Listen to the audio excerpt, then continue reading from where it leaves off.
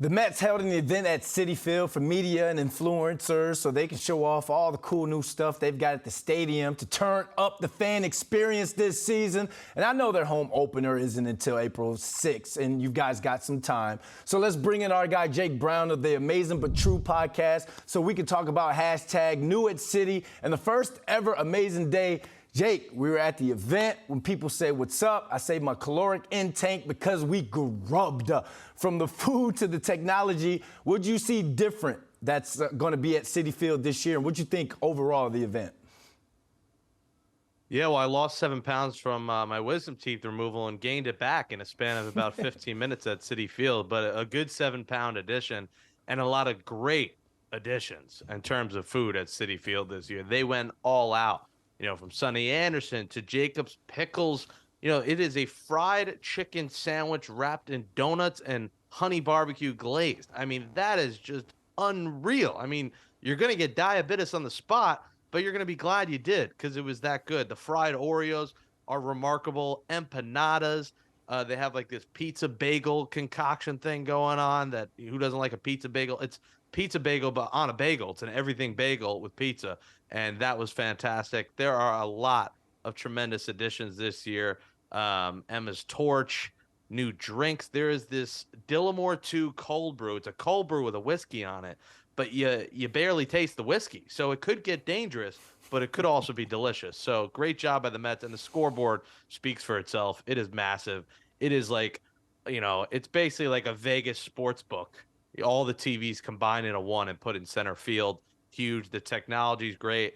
They're doing discounts for season ticket members on food and souvenirs and everything. So they're doing college student ticket prices, $15 little packages.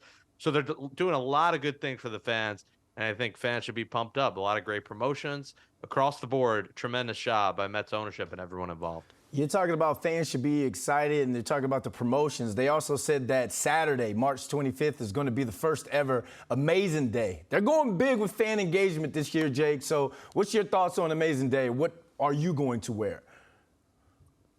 Well, I might wear my Amazing But True jersey back here. Support the pod, get some shameless subscribers walking through the streets of New York, maybe getting soaked. I mean, unfortunately, I think it might rain Saturday. They said rain or shine.